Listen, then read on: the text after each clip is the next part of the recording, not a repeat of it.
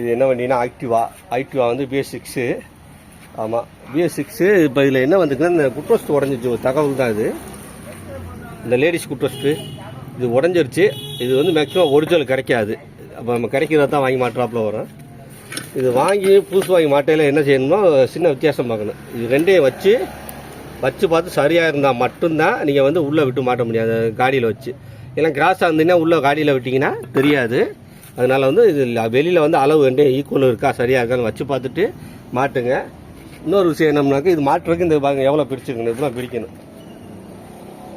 இந்த பாக்ஸ் 6 எல்லாத்தையும் கலட்டினா தான் அந்த சைடில் வரும் போல்டு. இந்த சைடில் உள்ளே வரும். கலட்டினா தான் ஈஸியாக நீங்கள் மாட்ட முடியும். இல்லாட்டி மல்லு கட்டிக்கிட்டே கிடக்கணும். என்ன சரியா, இது மாட்டும் போது பாக்ஸை கலட்டிட்டு இந்த பாக்ஸை அப்படி சைடு அந்த பக்கம் தள்ளி வச்சு தூக்கி அப்படி தள்ளினீங்கன்னா நின்றுக்கணும். அந்த பக்கம் இந்த நிற்கிது பார்த்தீங்களா, நிற்கிதா, அந்த மாதிரி நின்றுக்கணும்.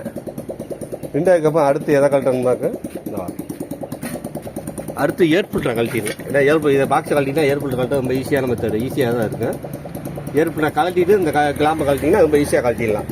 அதாவது எடுத்தோம் வேலை முடித்தோம் அந்த மாதிரி இருக்குது. இதெல்லாம் எதையும் செய்யாமல் சும்மா நீங்கள் கீழே கையை விட்டு கழட்டி மாட்டுறங்கிறது சாதாரண விஷயம் இல்லை, நேரத்தை இழுக்கு. ஒன்றும் நீங்கள் எப்படி பண்ணிக்கிட்டே இருக்கணும், ரொம்ப நேரம் ஆகும். அதனால் என்ன செய்ய, இந்த மெத்தடை ஃபாலோ பண்ணிக்கோங்க. அதாவது இந்த பாக்ஸை கழட்டிட்டு தொட்டியை லைட்டாக அந்த பக்கம் இழுத்து விட்டிங்கன்னா நின்றுக்கிறேன். இந்த நிற்கிதா, இந்த மாதிரி நின்றுக்கிறேன். நின்றதுக்கப்புறம் ஏர்போர்ட் அந்த கழட்டி வச்சுருக்க மாட்டீங்களா, இந்த ஏர்போர்ட்டை கழட்டி விட்டு நீங்கள் கழட்டி மாட்டிங்கன்னா ஈஸியாக கழட்டி மாட்டிக்கலாம்.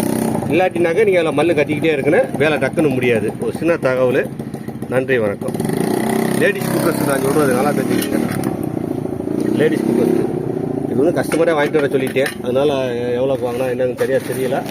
இந்த கவரில் MRP எவ்வளோ போட்டுருக்கு பார்ப்போம். இதில் 650 ரூபா போட்டிருக்கு, 600 கொடுத்துருப்பாங்க. ஆமாம், அதுவும் இந்த சைட் ஸ்டாண்டு அவங்களே வாங்கிட்டு வர சொல்லிட்டேன். புது கஸ்டமரு, சரி விலை முன்னப்புனா இருந்துச்சுன்னா நம்ம வாங்க இடத்துல அந்த நல்லா வாங்க சொல்லிட்டேன். லேடிஸ் குக்கர்ஸ் வாங்கினீங்கன்னா நான் சொன்ன மாதிரி இந்த மாதிரி மாட்டுங்க.